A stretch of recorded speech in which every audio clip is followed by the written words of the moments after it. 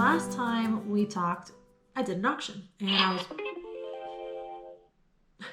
in that auction, I won a silver lot. Well, I went and picked it up, and it was a lot of stuff. If we take a look, I'm going to move you guys around so that you can actually see the silver lot here. So all of these cups, and then, we've got some other stuff there, and we got this vase here in the back. That's all the stuff that we picked up from that one lot.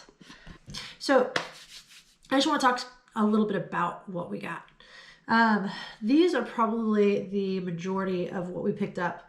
And if you look, they're a really pretty silver plated punch cup. I found a website that was really cool. It's called justanswer.com. And they hook you up with all kinds of experts, and you can either pay by the question or you can actually get a subscription. And I ended up trying it out for 5 days or 7 days. It was a week, so 7 days. So I tried it out, and I sent some pictures of things that I got. So I actually sent a picture of this guy into their antique expert, and they said these were made in the 1960s, and each one goes for roughly about $5. And considering we had, let's see, 1, 2, 3, 4, 5, 6, 7, 8, 9, 10. I think we actually had 11 total. No, we had 10. We had 10 total. So $5 a pop.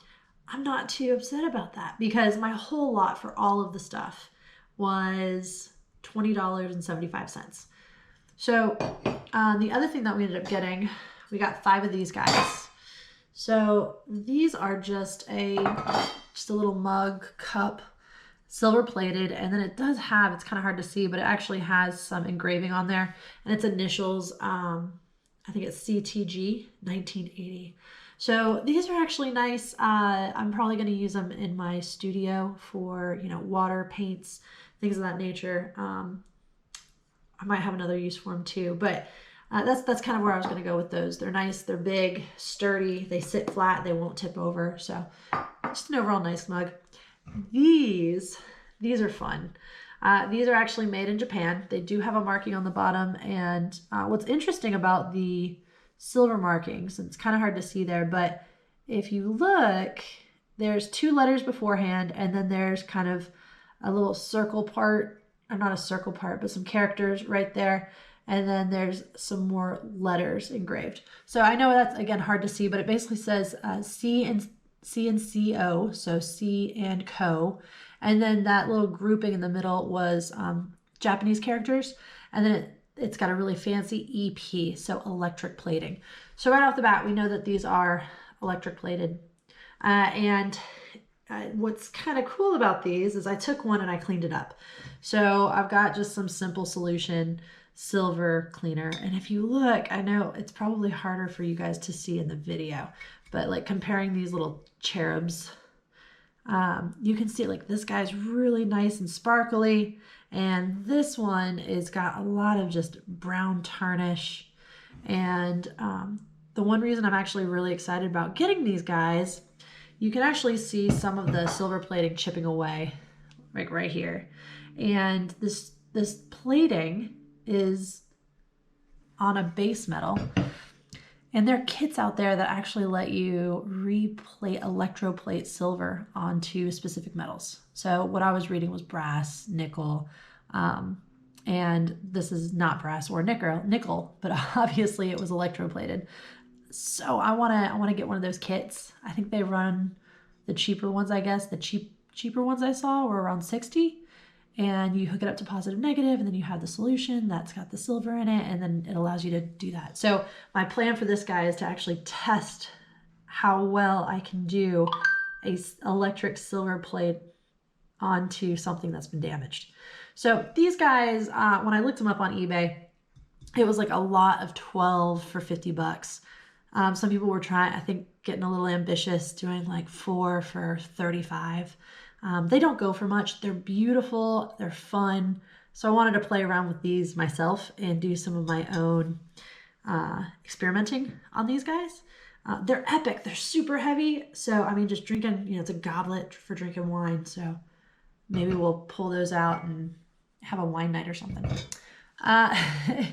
This guy was in the lot as well.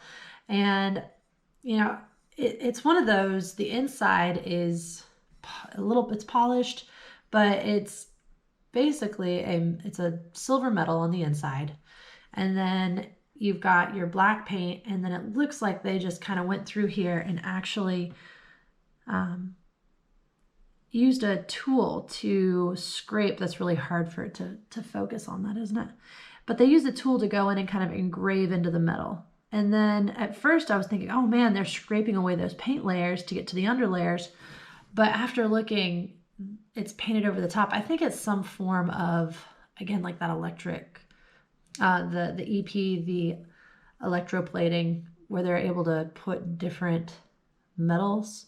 So like the silver, the brass, or the copper, however you can see that. But it's smooth, it's super smooth. So whatever layer it is, it's really thin. And then the whole thing has that black. It's pretty. It's modern. There's no marking on the bottom. I don't think it's really worth anything, but it is pretty. So I'm going to do a little more research on this guy because I'm not sure, but a little pretty bud vase, not bad. These guys are the mystery. So there were 6 of these guys. And what's interesting about these is looking inside. It's really thin metal. And you can see that they're punched. You can see the opposite side of the punch. So it's got this decorative design on the outside. And then when you look inside, you can actually see how thin the metal is, where it's been the opposite relief is on the other side.